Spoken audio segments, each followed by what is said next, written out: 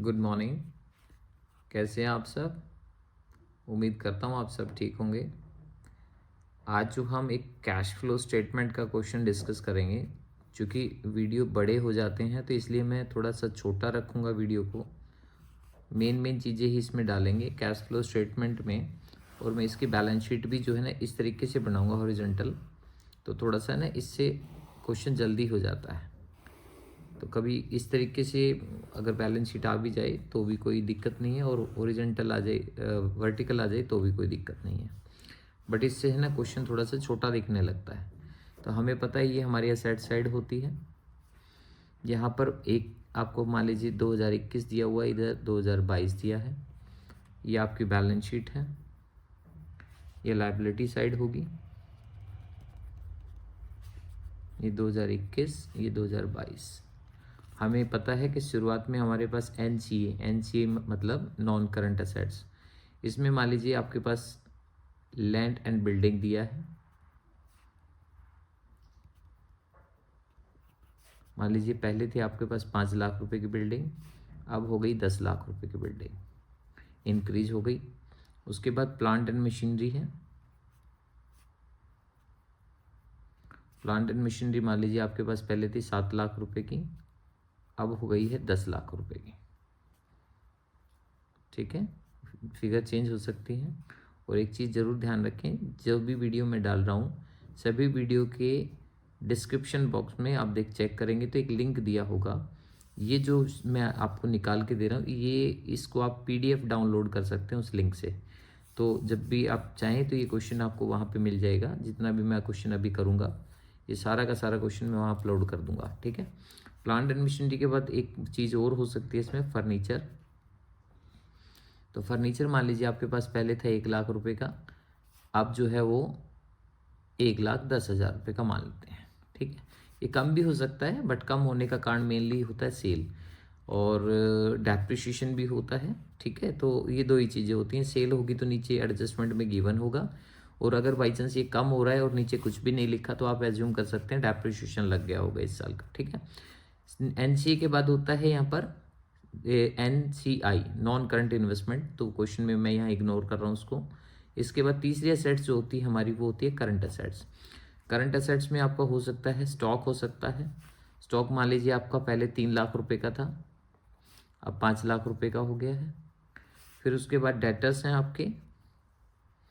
Debtors मान लीजिए पहले 1 लाख रुपए के थे, अब 80,000 रुपये के, ये डिक्रीज हो रहे हैं आपके। इसके अलावा आपका और हो सकता है स्टॉक BR हो सकता है। पहले मान लीजिए 50,000 के थे, अब 60,000 के हो गए हैं, बढ़ गए ये। उसके बाद कैश एंड बैंक बैलेंस को कंबाइंड कर रहा हूँ मैं छोटा क्वेश्चन बनाने के लिए। कैश एंड बैंक बैलेंस के अगर मैं बात करूँ तो यहाँ पे मान लीजिए पहले था 40,000 और अब है 60,000। ठीक है, तो इस तरीके से तो ये आपके असेट साइड को मैंने पूरा कर दिया जल्दी से। तो आप सबको जोड़ लेंगे पहले आप। 5 और 7 12 और एक 13 16 17 और एक 17,90,000, 90,000, 17,90,000। 10 20 21 और 5 26, 26 90 और 27 50 और 28,10,000। ये दूसरी साइड आ गई। अब इसके बाद आइए लायबिलिटी की बात करते हैं। लायबिलिटी में दिया हुआ है, मान लीजिए सबसे पहले आपका इक्विटी शेयर कैपिटल।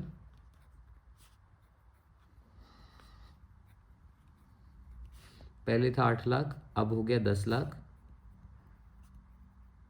उसके बाद दिया हुआ रिजर्व एंड सरप्लस में, दोनों अलग अलग दिखा रहा हूँ मैं, इकट्ठा होता है, अलग अलग उसकी डिटेल होती है। रिजर्व एंड सरप्लस ये इकट्ठा होता है, तो यहाँ पे मैं रिजर्व एंड सरप्लस को A और B कैटेगरी में बांट देता हूँ यहाँ, ताकि आपको कन्फ्यूजन ना हो। A का मतलब रिजर्व मान लीजिएगा और B का मतलब सरप्लस मान लीजिएगा। अगर दोनों इकट्ठे दे रखे हैं तो रिजर्व एंड सरप्लस को आपने प्रॉफिट ही मानना है सिर्फ। तो यहाँ रिजर्व दे रखा है, मान लीजिए 1 लाख रुपये था और अब ये बढ़ के 2 लाख रुपये हो गया है।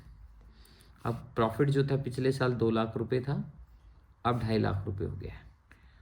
उसके बाद बात करते हैं, दूसरा पार्ट होता है हमारा NCL, नॉन करंट लायबिलिटी, जिसमें डिबेंचर्स होते हैं। ज़्यादातर 10% डिबेंचर्स थे, डिबेंचर्स मान लीजिए आपके सपोज करो 5 लाख रुपए के थे पहले, अब जो है 6 लाख रुपए के हो गए। अब इसके बाद है CL करंट लायबिलिटी। तो इसमें मान लीजिए आपके क्रेडिटर्स हैं,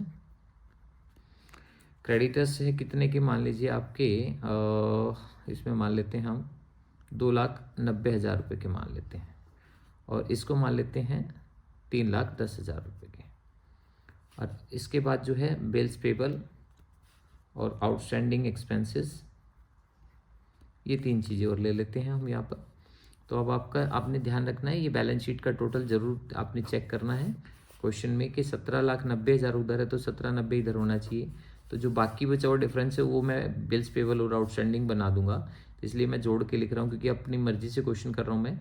8 और 1 9 और 2 11 और 5 11 और 5 से हो गया 16 और 2 18 90, ये ज़्यादा हो गया है तो इसको एक काम करते हैं 18, इसको हम कर देते हैं, इसको कम कर देते हैं, 3 लाख कर देते हैं।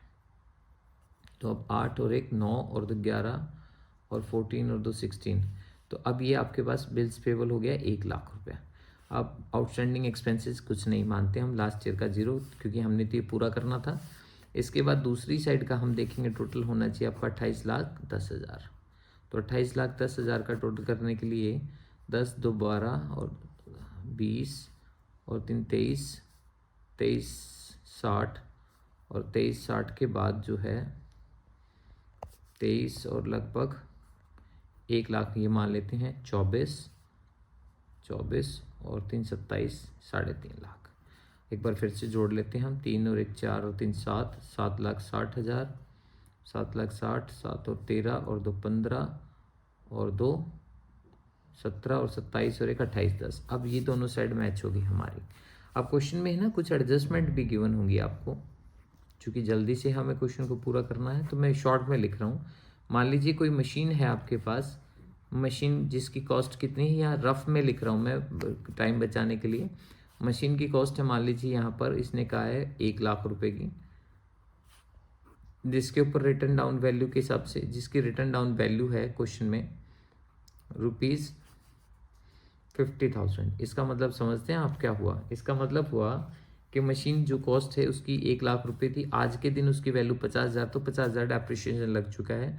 आपने उसको सोल्ड किया है मान लीजिए 70,000 रुपये में। इस तरह की एडजस्टमेंट, या ऐसा हो सकता है मशीन जिसकी कॉस्ट है 1 लाख रुपये, 50,000 रुपये डेप्रिसिएशन लग गया तो 50 उसकी कॉस्ट हो गई। या रिटर्न डाउन वैल्यू लिख दिया, इसका मतलब बाकी डिफरेंस क्या होगा? डेप्रिसिएशन हो गया, मतलब कि या तो डेप्रिसिएशन दिया होगा या उसकी वैल्यू दी होगी। और ये आपने बेची कितने में? 70,000 में। एक इस तरह की एडजस्टमेंट हो सकती है। दूसरा आप देखेंगे यहाँ पर कि और हम ले सकते हैं इसमें टैक्स का तो प्रोविज़न रह ही गया हमारा, एक टैक्स का प्रोविज़न और डाल देता हूँ मैं। आउटस्टैंडिंग एक्सपेंसेस जो है इसको कट कर देते हैं हम यहाँ से, और यहाँ बना देते हैं टैक्स प्रोविज़न, क्योंकि टैक्स प्रोविज़न भी बहुत सारे स्टूडेंट मुझसे पूछते हैं। तो हम बिल्स पेबल को कर देते हैं यहाँ पर 50,000 और 50,000 यहाँ पर कर देते हैं, और उसको 1 लाख ही रहने देते हैं। तो ये टैक्स प्रोविज़न बना दिया मैंने क्वेश्चन में। तो अब आप इस तरीके से देखेंगे इसको, 8 9 2 11 16 और 17 90, ठीक है। अब ये जो है ना टैक्स प्रोविज़न का, यहाँ पे नीचे क्वेश्चन में आपको लिखा हुआ मिलेगा टैक्स पेड, मान लीजिए टैक्स पेड है ₹70,000। अब ये क्वेश्चन बन गया आपका। एक आध एडजस्टमेंट और भी हो सकती है, मान लीजिए कि इश्यू ऑफ शेयर्स आपने कब डेट किए या डिबेंचर्स किए, तो जब मैं क्वेश्चन करूँगा तो मैं आपको ये सब बताता चलूँगा। अब आपने क्या करना है, यहाँ पर क्वेश्चन किस तरीके से स्टार्ट करना है। सबसे पहले तो आप लेंगे यहाँ पे ए, ऑपरेटिंग एक्टिविटी, इसी के नीचे कर रहा हूँ मैं। ऑपरेटिंग एक्टिविटी में आपने क्या लेना है, ठीक है। और फिर उसके बाद लेंगे आप क्वेश्चन में थोड़ा सा नीचे लेंगे, थोड़ा शॉर्ट करूँगा मैं क्वेश्चन को, इन्वेस्टिंग एक्टिविटी,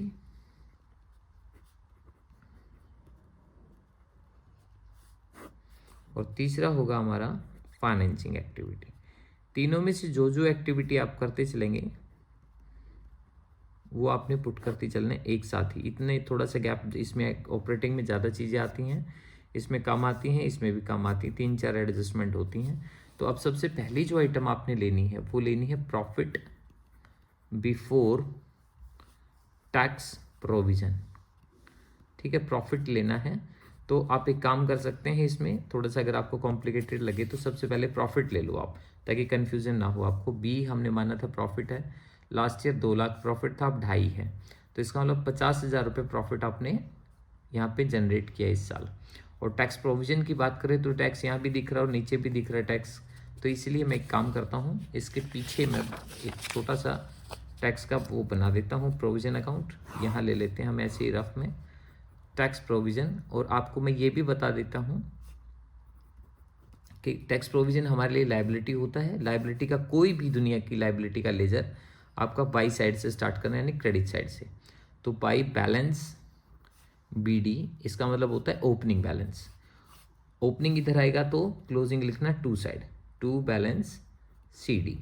अब आपने क्या करना है, इधर ये चूंकि मैंने अभी बताया ना, कोई भी लायबिलिटी बढ़ेगी तो क्रेडिट साइड बढ़ती है और घटेगी तो डेबिट साइड घटती है। तो अगर ओपनिंग बैलेंस आपका मान लीजिए सपोज करो 1 लाख है, 1 लाख क्या है ले ही लेते हैं हम, चेक कर लेते हैं। ओपनिंग बैलेंस था 50,000, तो आपका ओपनिंग बैलेंस था 50,000। इसका मतलब हुआ पिछले साल आपने ये एज्यूम किया था कि 50,000 टैक्स देना है, तो टैक्स देंगे तो उससे लायबिलिटी घटेगी, तो आपने इस साइड लिखना है, हमेशा याद रखें, कैश पेड, जो गवर्नमेंट को आप टैक्स देंगे। और करंट ईयर का टैक्स मेड जो होता है, जिसको हम प्रोविजन बोलते हैं, वो आपने बाई साइड में, क्योंकि उससे टैक्स बढ़ेगा। तो अब आपके पास क्वेश्चन में क्या दिया हुआ है, क्लोजिंग बैलेंस दिया हुआ है 1 लाख, ओपनिंग दिया हुआ है 50,000 और टैक्स पेड कितना दिया क्वेश्चन में देखो 70,000, यहाँ दिया हुआ 70,000। अब 70,000 आपने कैश पेड कर दिया। इसका मतलब आप समझने की बात है कि आप कह रहे हो कि 1 लाख अभी देना है गवर्नमेंट को, हमने 70,000 दे भी दिया, तो इसका मतलब टोटल कितना हुआ, 1,70,000 हुआ। 170 में से 50,000 पुराना था, तो इस साल कितना एज्यूम किया आपने, 120। तो अब आपने ध्यान क्या रखना है, जब भी कोई भी ऐसे अकाउंट जब आप बनाते हो तो उसका ओपनिंग और क्लोजिंग का कोई ट्रीटमेंट आपने नहीं करना होता है। जो डिफरेंस होता है, जो भी का अकाउंट बनाए, चाहे एसेट अकाउंट हो चाहे लायबिलिटी अकाउंट, आपने ध्यान रखना है उसका जो डिफरेंस होता है आपने उसका ट्रीटमेंट करना है। तो कैश पेड कहाँ दिखाना है टैक्स में, और टैक्स मेड कहाँ दिखाना है, तो ये जो 1,20,000 जो टैक्स मेड आया है हमारे पास, ये आप यहाँ दिखा देंगे।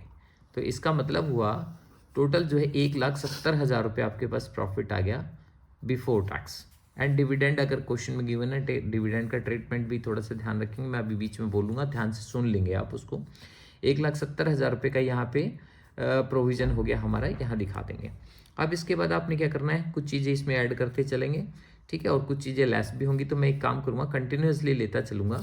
आप क्वेश्चन को जब जैसे ही सबसे पहले ऊपर ये लिख दें, उसके बाद क्वेश्चन को हमेशा यहाँ से स्टार्ट करें, ठीक है। तो सबसे पहली आइटम कौन सी है, इक्विटी शेयर कैपिटल दिया हुआ ना, पिछले साल 8 लाख था, अब हो गया 10 लाख। ये हमारा जो 2 लाख रुपये इंक्रीज हुआ है, ये आपने फाइनेंसिंग एक्टिविटी में दिखाना है इसको। इक्विटी शेयर कैपिटल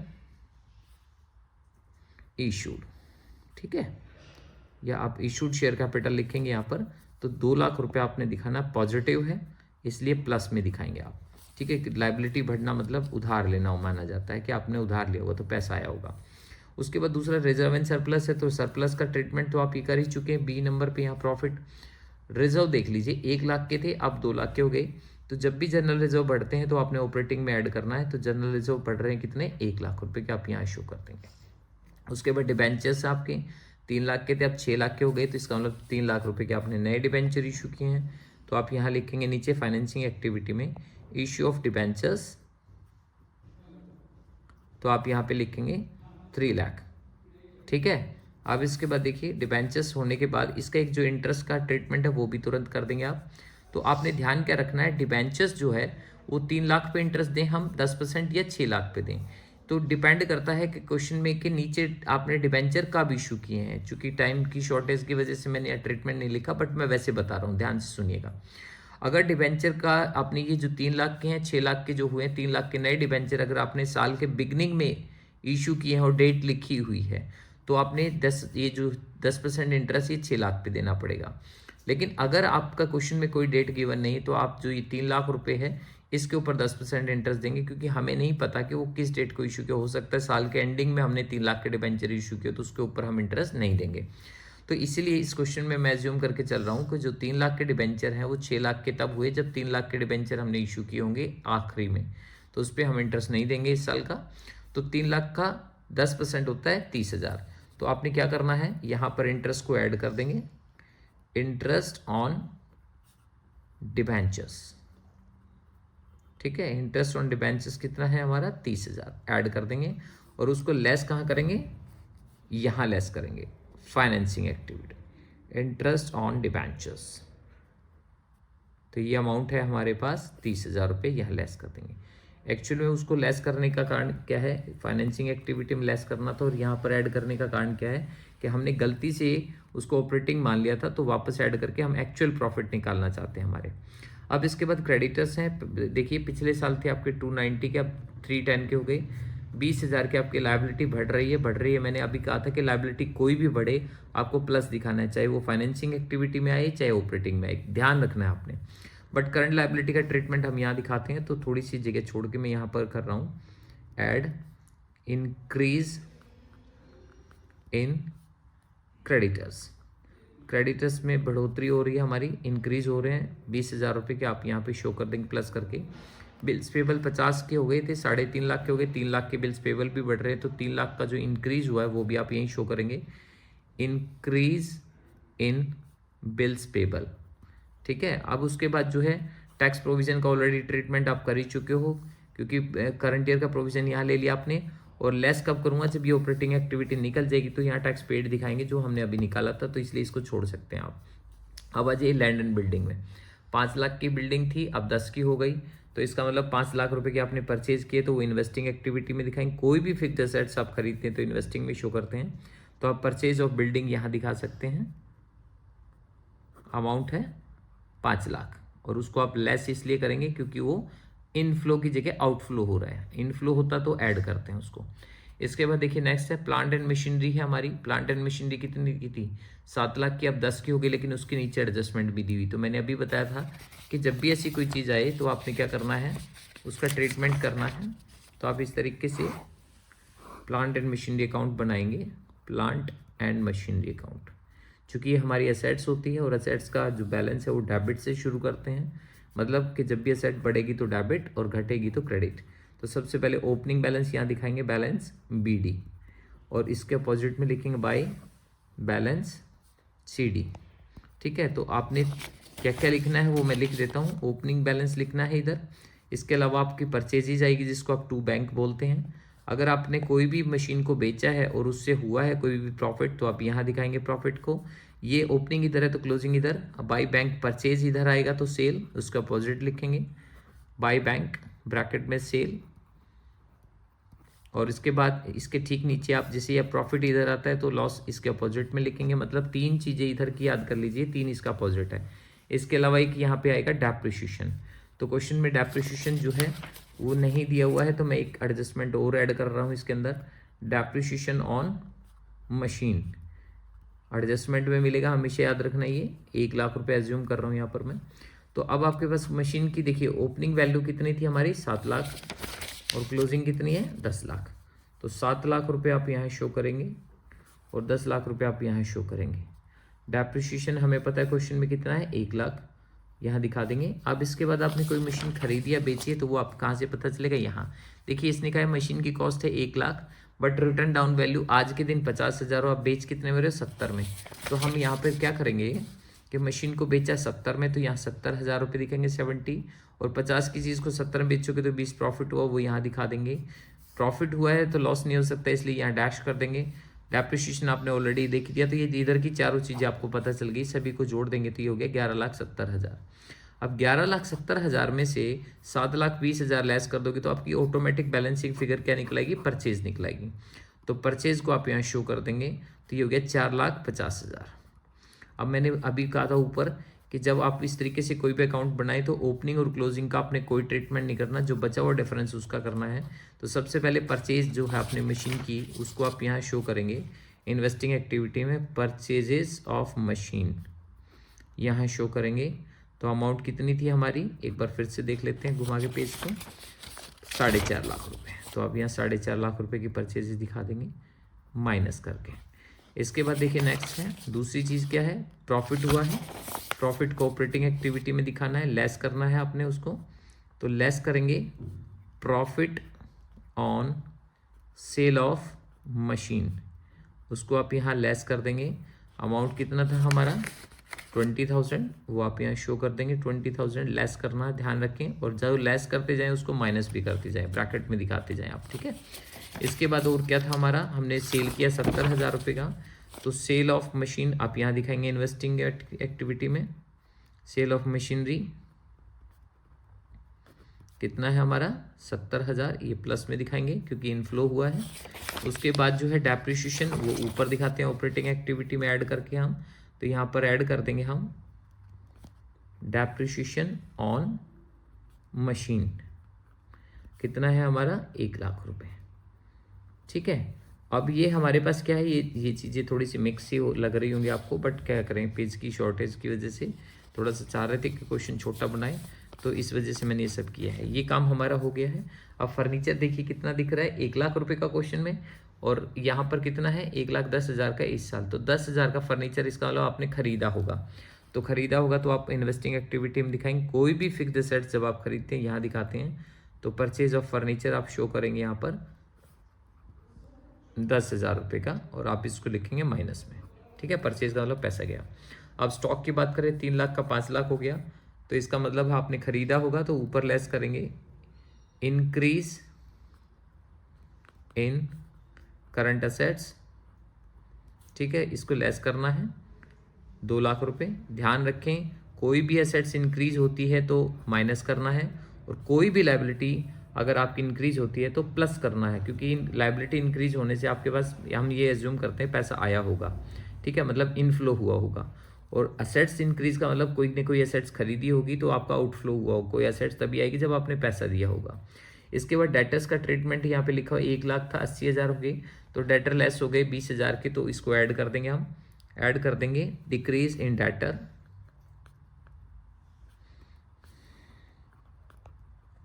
कितना है 20,000 रुपये के, ऐड कर दो।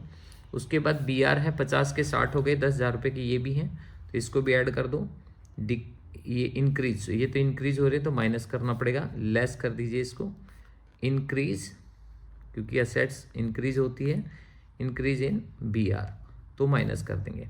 अब कैश और कैश के इक्विवेलेंट को नीचे लेंगे हम। अब आपने क्या करना है, सबसे पहला काम इन सब एक्टिविटी को जोड़ के इन सब का टोटल यहाँ पे शो करना है, तो इनको जोड़ देते हैं हम एक बार। माइनस का देख लेते हैं कितना दिख रहा है, 10, 2,10,000, 2,30,000, तो मैं यहाँ लिख रहा हूँ 2,30,000 माइनस का हो गया, और प्लस का जोड़ लेते हैं 1,30,000, 2,30,000, 2,50,000 और 5.5 लाख और 5,70,000, तो 5,70,000 हमारा ये हो गया। इसमें से अगर मैं 5,70,000 में से 2,30,000 को लेस कर दूं तो मेरे पास जो बचा वो 2,40,000 बचा, तो 3,40,000 बचा। अब इनको सभी को जोड़ के इस टोटल 170 प्रॉफिट को और इसको जोड़ के टोटल अमाउंट आ गया मेरा 5,10,000। इसमें से आपने जो ऑपरेटिंग एक्टिविटी आई है इसमें से लेस करना है अपने टैक्स पेड, जो मैं टैक्स पेड बता रहा था, मेड ऊपर ऐड कर दिया था और पेड नीचे लेस करना है। तो टैक्स पेड कितना था आपका वो देख लीजिए 70,000, तो आप इस 70,000 को यहाँ पे लेस कर देंगे। तो आप 70,000 को जब लेस करेंगे टैक्स पेड को, तो इसको लेस करने के बाद जो बचेगा आपका 4,40,000, ये आपकी आ जाएगी ए ऑपरेटिंग एक्टिविटी, ऑपरेटिंग एक्टिविटी, ठीक है। और उसके बाद जो है ये दूसरी एक्टिविटी है बी, ये आपकी है इन्वेस्टिंग एक्टिविटी। इन्वेस्टिंग एक्टिविटी का टोटल आप यहाँ दिखा देंगे, यहाँ दिखाएंगे, यहाँ दिखा सकते हैं आप। इसका टोटल जो है हमारा कितना आ गया है 5 और 4 9 और 9,60,000, 70,000 अगर इसमें से लेस करते हैं हम, ऐसे लिख लीजिए चाहे तो आप, 5 और 4 9,60,000 माइनस का आ गया, और 70,000 इसमें से लेस कर देंगे तो 8,90,000 आपका माइनस में आ गया। अब उसके बाद तीसरी एक्टिविटी कौन सी है हमारी, हमें पता है फाइनेंसिंग एक्टिविटी, 2 और 3 5 लाख प्लस का हो गया और 30,000 हमारा माइनस का हो गया। अब इसके बाद देखेंगे हम तो दोनों का डिफरेंस जो है 4,70,000 रुपया, ये हमारा आ गया तीसरा सी फाइनेंसिंग एक्टिविटी, ठीक है। अब उसके बाद क्या करना है, ए प्लस बी प्लस सी, तीनों एक्टिविटी को आपने ऐड कर देना है। तो अब ध्यान से देखोगे तो 4 और 4 8 और एक 9,10,000 हो गया। 9,10,000 रुपये में से 8,90,000 अगर आप लेस करेंगे तो जो नेट अमाउंट आ गया आपके पास वो आ गया 20,000 रुपया पॉजिटिव। आप समझ रहे हैं मेरी बात? इन तीनों को ऐड और लेस करके देखेंगे तो 4 और 4 8 और 1 9,10,000 पॉजिटिव और 8,90,000 नेगेटिव, और दोनों का डिफरेंस जो आया है वो 20,000 रुपया आपने यहाँ शो कर दिया। तो ये नेट आपका आ गया इनफ्लो, नेट इनफ्लो। ठीक है, अब इसके बाद आप ऐड क्या करेंगे, ध्यान रखना है आपने ऐड करना है opening cash plus opening bank balance. तो ओपनिंग कैश और ओपनिंग बैंक बैलेंस देखिए यहाँ पे कितना दिख रहा है, 40,000 ना, ये 2021 का 40,000 रुपये को आप यहाँ ऐड कर देंगे। ठीक है, अब जैसे ही इन दोनों को 20,000 और 40 को दोनों को जोड़ के आप लिखेंगे तो ये आपका 60,000 आ जाएगा, और ये 60,000 जो है किसके बराबर होना चाहिए, closing cash plus closing bank balance के इक्वल होना चाहिए। तो क्लोजिंग बैंक बैलेंस के इक्वल का मतलब यहाँ पे क्लोजिंग बैलेंस देखिए 60,000 है, तो इसका मतलब वही ये 60,000 इसके इक्वल हो गया। तो आपका क्वेश्चन बिल्कुल ठीक हो गया, इससे ये मैच होना चाहिए। तो 2-3 चीज़ें जो इंपॉर्टेंट आपको ध्यान रखनी कैश फ्लो को करते वक्त, कि कोई भी एडजस्टमेंट जो ऊपर लिखी होती है उसका आपने सिर्फ डिफरेंस लिखना है, और डिफरेंस भी क्या लिखना है, देखिए जो एनसीए मैं बोल रहा हूँ यहाँ पर, एनसीए 3 चीज़ें ही होती हैं एनसीए में ज़्यादातर। ठीक है, ये 3 चीज़ें होती हैं, ये 3 चीज़ें अगर क्वेश्चन में दी हुई हैं, ठीक है, तो आपने इनका जो डिफरेंस होगा या तो बढ़ रहा होगा या घट रहा होगा। बढ़ रहा होगा इनका डिफरेंस तो इसका मतलब हम समझते हैं हमने असेट्स खरीदी होगी तो माइनस लिखना है, और घट रहा होगा तो असेट्स को बेचा होगा तो हमें प्लस करना है। ठीक है, अब आपने ध्यान रखना है ये जो एनसीए का ट्रीटमेंट है वो इन्वेस्टिंग में दिखाएंगे, करंट असेट्स का ट्रीटमेंट आप यहाँ दिखाएंगे ऑपरेटिंग में, इक्विटी शेयर कैपिटल का रिजर्व एंड सरप्लस का तो हमारा ऊपर चला गया ऑपरेटिंग में, इक्विटी शेयर कैपिटल का ट्रीटमेंट फाइनेंसिंग में दिखाएंगे, एनसीएल का ट्रीटमेंट भी फाइनेंसिंग में दिखाएंगे, और सीएल का ट्रीटमेंट आप ऑपरेटिंग में दिखाएंगे। ठीक है, तो इस तरीके से आप इस ट्रीटमेंट को करेंगे और कैश फ्लो का क्वेश्चन कंप्लीट हो जाएगा। फिर भी कोई प्रॉब्लम आती है तो आप मुझे कमेंट बॉक्स में लिख के सेंड कर सकते हैं या पर्सनल मैसेज कर सकते हैं, और जितना मैं बेस्ट कर सकता हूँ मैं उतना करने की कोशिश किया है। और आप एक चीज़, ये जो क्वेश्चन है इसको मैं डिस्क्रिप्शन बॉक्स में लिंक सेंड कर दूंगा, तो आप उस लिंक से इसको पीडीएफ में डाउनलोड करके क्वेश्चन को समझ सकते हैं। Thank you so much, thank you ji, thank you.